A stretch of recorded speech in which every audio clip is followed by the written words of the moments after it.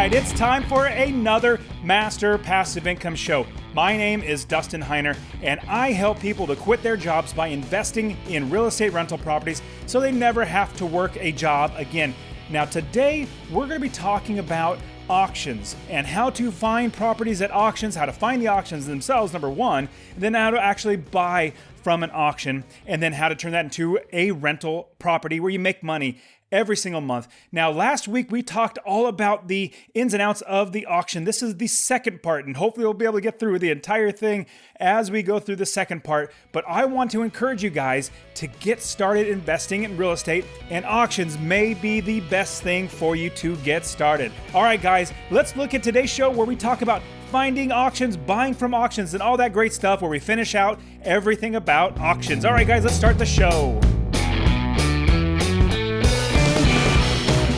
Welcome to the Master Passive Income Podcast, where we talk about all aspects of real estate rental properties with a special focus on making enough money so you can quit your job and live the dream life.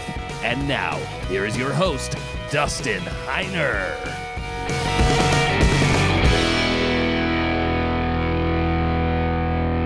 Now, I don't know why, but I am the type of person that doesn't really like to follow rules. Now, I'll follow the laws. I'll follow laws that, like the speed limit or as best I can, not stealing, the laws out there. I'll follow laws. But when it comes to somebody else's rules that they would put on me, or what other people say, hey, that's just not the right way to go. I don't think it's the right way that you should do that and all that sort of stuff. Rules like that are things that I just don't really like to follow. I mean, you might be similar, but here's something that just was really striking me this week.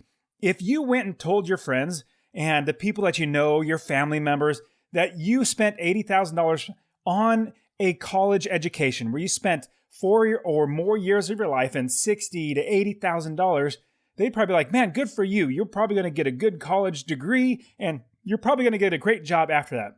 But if you tell that same group of friends that you went to a seminar on how to invest in real estate rental properties and how you can actually make money every single month, they'll probably tell you, oh man, that's a scam. Nobody can do it. Well, somebody told me that once. Actually, many people have told me that once, and that made me want to do it even more. It made me want to go check out those things, because if somebody's telling me that I can't do it or it can't be done, anytime I hear that word can't, it's something in my brain that like triggers me, like you can't do this or you shouldn't do this. Well, I'll figure it out for myself. Don't tell me if I should or shouldn't, if I can or I can't. Now, also, if you go and tell that same group of friends or family members that you went out and spent $500,000 to buy a home, a big fancy house, $500,000, they'll probably be like, hey man, great job. You bought this nice house. This thing's awesome. I know you're working hard to pay for it, so good job. Really good for you. But if you tell that same group of people, that family members and all of them, if you tell them the same thing, that you bought a single family home that makes you $250 a month or more every single month, they'll probably say, oh man, the tenants will destroy that property. You'll be bankrupt, in 6 months.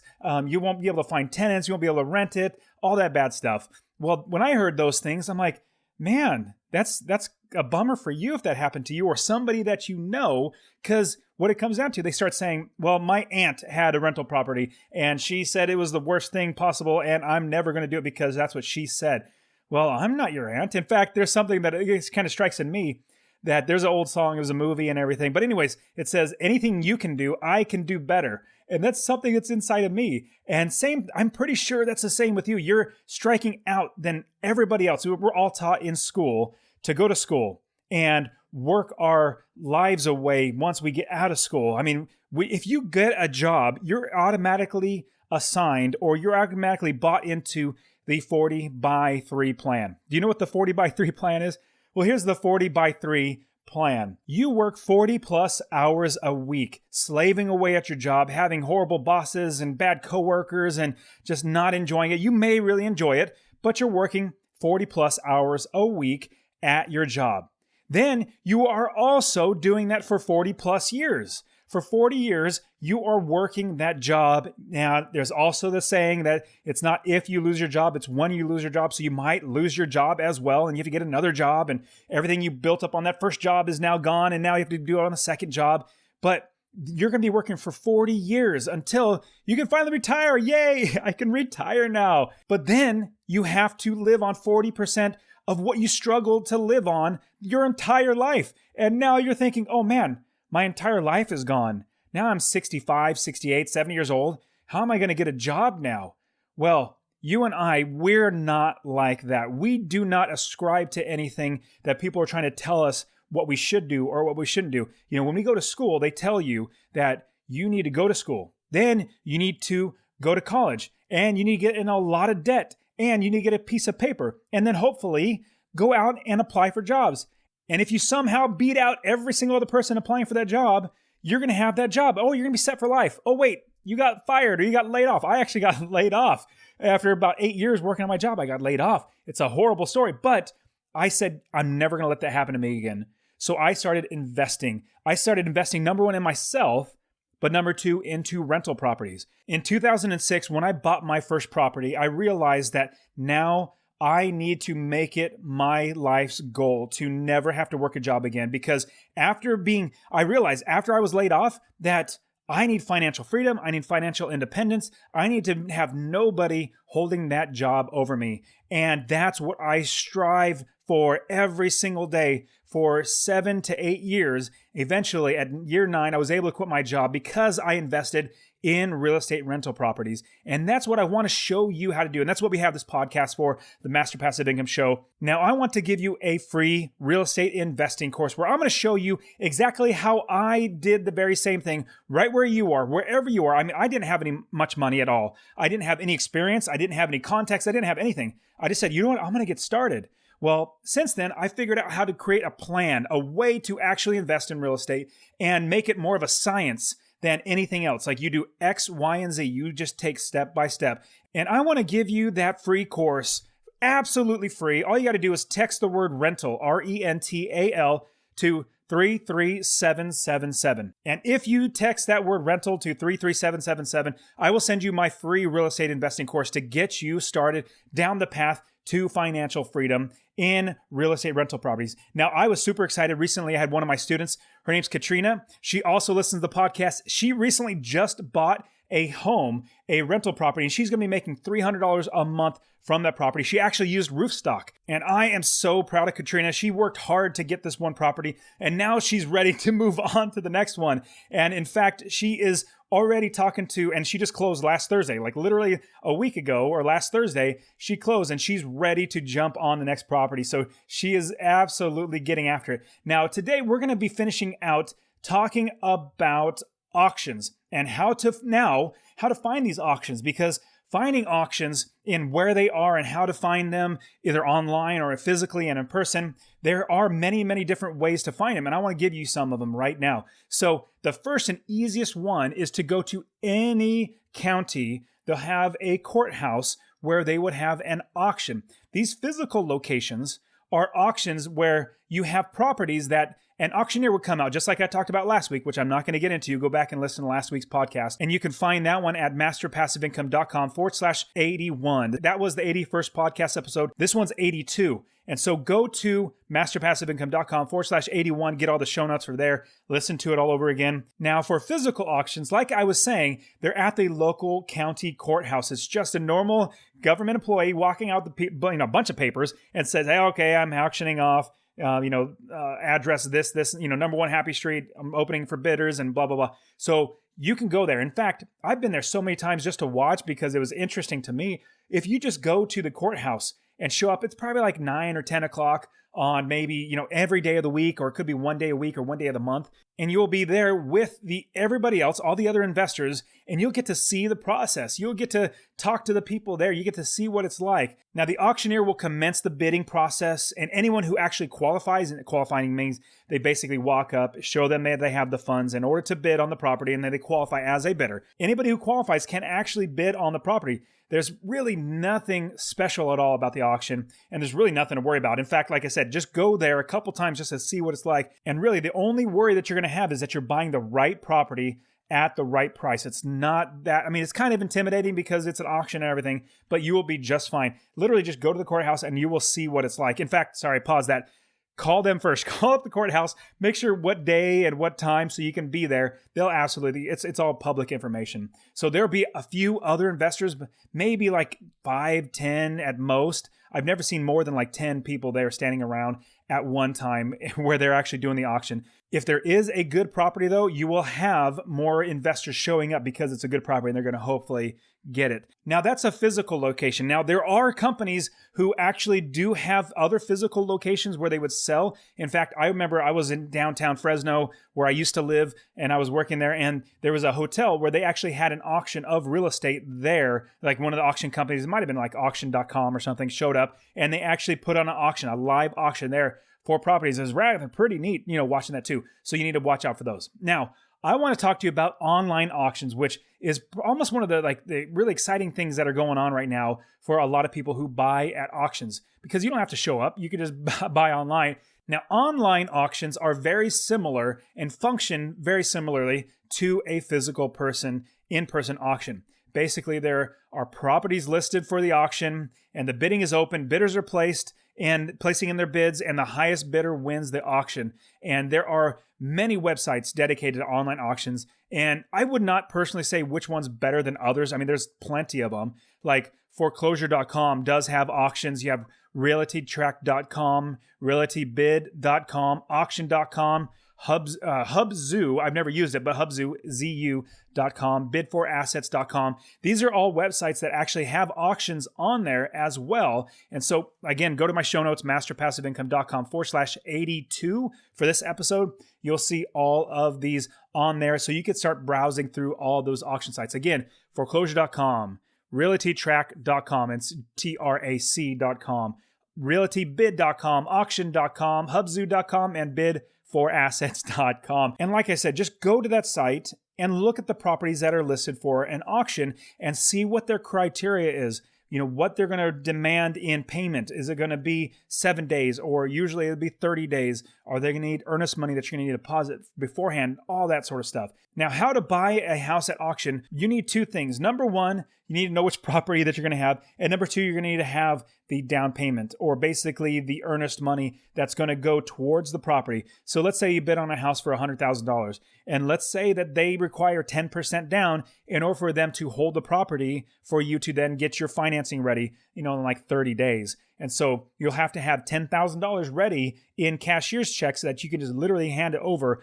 Or I think sometimes they give you like 24 hours to get that 10% in. And again, it depends on every single jurisdiction. It's totally different. So call them or talk to them and figure out what it's like. So physical, in person, as well as auction online, you need to make sure you know that criteria. So you need to know the address. You need to also have the down payment ready, but then also you need to make sure that your financing is ready. You don't want to put down $10,000 on a property, but then not have the financing ready, because you're going to lose that $10,000. Wouldn't that be horrible? Now, I want to quickly walk through how to register and how to go through the process of going into an auction. So when you're placing a bid at the auction, you need to let the auctioneer know, or the online auction company, that you're going to be one of the bidders. Now, if it's an in-person, obviously you walk right up and show them the cashier's checks.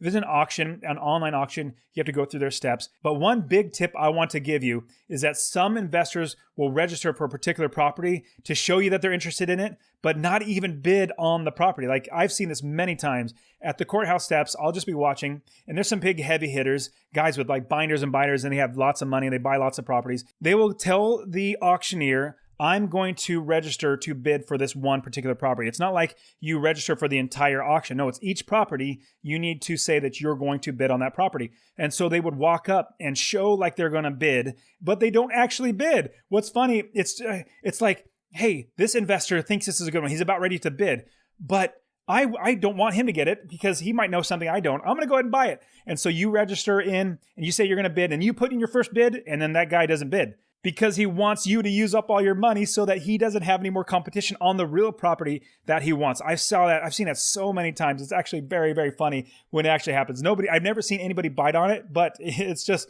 they do that. Now, when you're registering, you need to qualify yourself as a legitimate bidder. Usually that's showing them the actual funds, like literally taking out the cashier's check, showing them the different denominations like 10,000, 15,000, or even as breaking them down as low as $1,000. So if you're going to go, and I'm going to give you another pro tip. If you're going to go to an auction, a physical in-person auction, you want to bring cashier's checks that are made out in different dollar amounts. Let's say you're going to have $10,000 that are going to be put down towards a property. Well, you need to have cashier's checks made out in like maybe 5,000 and then 1,000. So in case you need, 6,000 instead of 10, like don't bring just a $10,000 cashier's check. They're not going to give you change. That's not the way that works.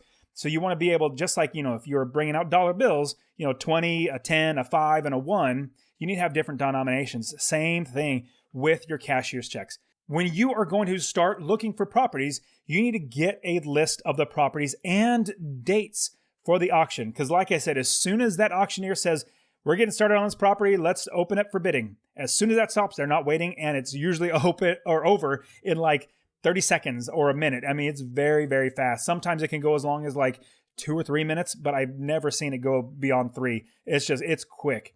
And what is great is that auctioneers, they want as many people bidding on the property as possible. So they make all this information readily available, from when the auction is, what is, basically everything they can give about the property, because they want people to bid on it. So the address and everything that they know about the property, they'll put it out there, especially the courts. The courts, they just want to, sell it. They don't have any financial obligation to actually, make the price higher. They just make it, it's readily available. It's public information. So you want to get a list of the properties and dates for the auction. Now, when you find the property, you find one that you really want to go after, what you really need to do, just like with any single property you're going to buy, like if you buy from a wholesaler, like I've done, if you buy from a realtor, like I've done, if you buy from an actual investor, like I've done, if you buy from anywhere, you need to know a few things about the property before you actually buy it, like the class of the property. Is it A, B, or C, or a D class property in the area? You want to make sure that you know what that is before you bid, because that's going to adjust your price, as well as the size of the property. How many square feet is it? How many bedrooms? How many bathrooms? The size of the garage. And I want you to make sure that you're understanding everything about this property, and as best you can, even drive by the property, which we'll just talk about in just a second. Next up is, and it really, as best you can, try to know the condition of the property. And when you drive by the property, you're going to be able to look out the outside, get out of the car, walk around the entire place, look in the backyard, peek your head over the fence, look in the backyard, try to peek through some windows. Definitely don't go into the property. That's my suggestion. You can if you want, but that's breaking and entering. But because somebody else owns it, and so you want to see what the condition is on the outside. It could also let you know what the condition is on the inside, but not always. But here's a great tip. I'm gonna give you another big pro tip. Talk to the neighbors and everybody else. Like go next door, like 2 doors down and across the street, and just knock on the door. Hey, I'm noticing this is for sale. I'm interested in it. Is there anything you can tell me about it? How are the owners like, and yada, yada, yada. Just, tell me about it. And so they will actually give you a ton of information, at least most of them will. If you talk to 5 different neighbors around that house, you're going to find at least one that's going to give you some information.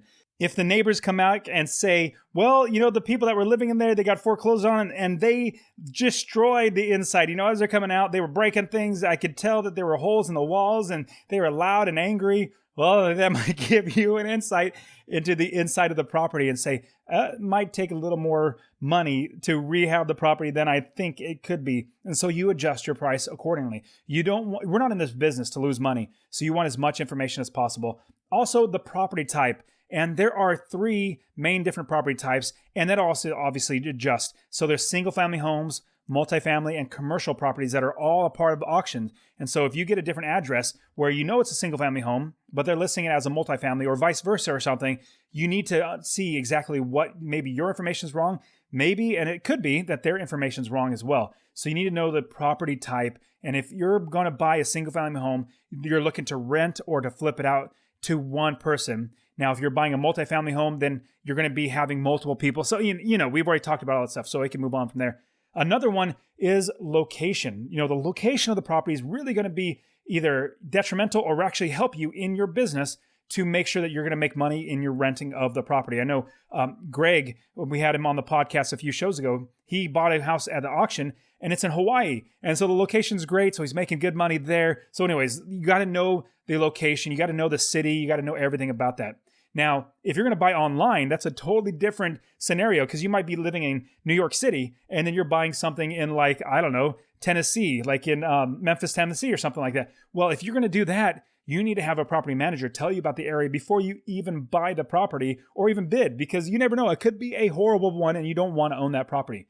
Next up is you want to know your investing objective, the price, the timeline, the funding options, and basically every bit of your business before you even start bidding, because you don't want to miss out on a property, actually lose your money. Now, what would be your investing objections? Are you going to flip the property? Are you going to rent it out? What are you going to do with that property? Because if you don't know what you're going to do, you might not be buying the right property. You might be paying too much money for the property. I would buy a house for more money to rent it out than if I were to flip it, because flipping, you make your money when you buy it low and then you sell it for higher. Well, when I'm renting it out, I'm okay to pay a little bit more money. So next up, you need to know the price. This is a huge, huge tip. You need to know what your bottom line price is going to be. Like at the very most, it's probably worth maybe $180,000, but with the rehab that you're going to have to put into it, and you want to get some equity out of it, you're going to say, well, the top dollar, the most I will spend or bid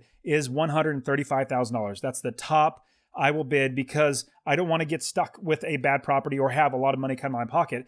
Now, what's going to happen is know your price, but then stick to it. I can't tell you how many times I've seen people have a price, but then get caught up in the whirlwind of, oh man, that person bid this, and then I'm out of the bid. Now I got to bid it again. And they just keep bidding and they get higher and higher. And when it's like, why are you still bidding? Well, because they're bought. That's why they do auctions, because you get bought into it. You get to be like, oh man, I've already come this far. I'm not going to let it get away from me now. And that's why they do it. That's why they have these auctions. So know your price. As soon as you hit that top dollar, boom, you pull out. You do not even a penny. Don't even give one more penny. And the reason why is that's a floodgate. As soon as that dam's broken open, one more penny, then you're going to put another $100,000 into it. You don't want to do that.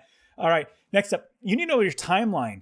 How long are you going to be actually working on this property to either get it rented out, to be getting it fixed up, and making sure that you're going to have the right amount of money to get it to the direction you want to go. If you need to have it fixed up in order to get it rented out, do you have that timeline in your mind before you buy the property? Next up is your funding options. Now, depending on the auction, physical or online, really depends, but you have 30 to 45 days to actually secure the funding for the property that you just won. It could be with hard money, conventional financing. Basically, it could be even your aunt or uncle or somebody else that would pay off the winning bid for you after you pay down the deposit and the earnest money. So what you're going to have is the ability to pay off the balance of that. And so talk to your mortgage broker.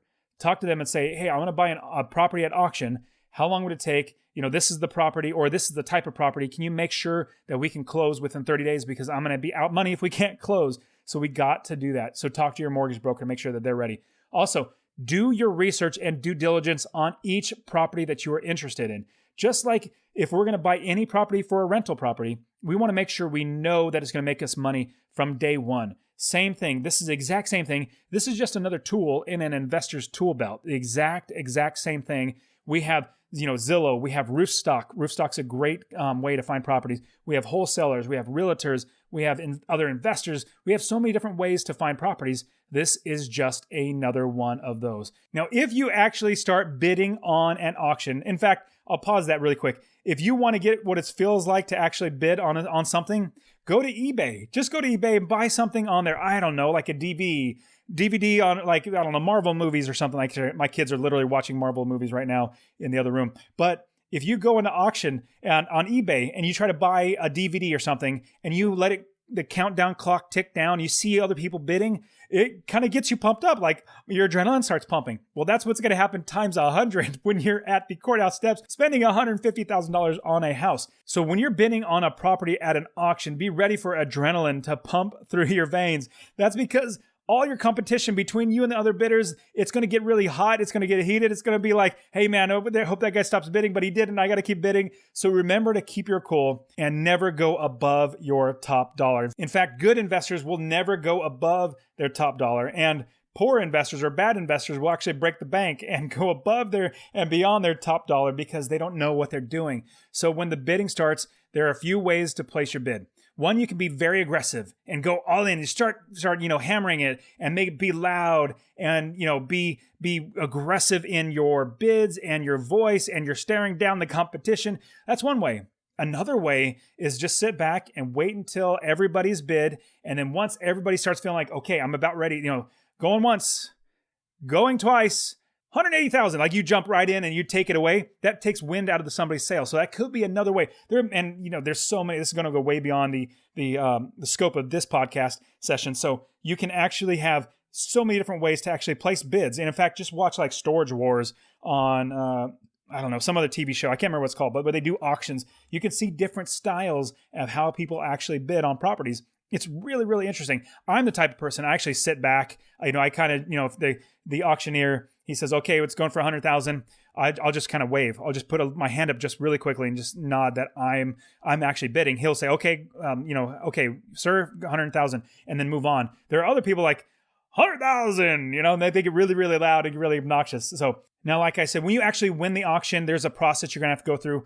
Check out every single one of the places that you're going to be doing the auction and see what their process is. Now, I want you to watch out for potential issues when you're buying a house at auction. Now, issues with the title of ownership on the property can be very, very huge because it's a non-warranty deed. It's just basically a quit claim deed over to you. So if there's any problems, you get those headaches. And so even though you're buying a property from like a bank at an auction or somebody else, there still can be prior issues with the title and ownership, and that's going to cost money for you to try to get that fixed. Another thing you need to check out for are liens against the property. A lien is basically a company or somebody says, hey, whoever owns this property owes me money. Let me put a lien. Basically, it's stopping them from selling it until they get paid. So you got to watch out for liens against the property. Right of redemption. This is not every state, but in some states, the original owner has the option to redeem the property. And that is called the right of redemption, is where the property owner can pay the same amount as the bid or the final end price. Usually there'll be some sort of interest added to the purchase price or the winning bid of the owner that they will have to pay. But it's something you're going to have to watch out for. You might win, you might be excited, and all of a sudden it's taken out from underneath you. Usually there'll be some sort of interest added to the purchase price of the property from the winning bid, but you could actually get the property, put it in your name, and actually have the money come out of your pocket or the loan come out of your pocket, and then the original buyer could come out of the woodworks and say, hey, I want my property back, and then you gotta sell it to them. So it can be a huge bummer, that right of redemption. Now, some states, I don't know which ones are prevalent, but you need to look out for that as well. All right, so we've gone through 2 different sections on the auction process, buying a house at auction. Now, I want you to be careful, but at the same time, you can get some great deals. Now, remember, go out and get that free course. I want you to get started investing in real estate rental properties. Text the word rental to 33777.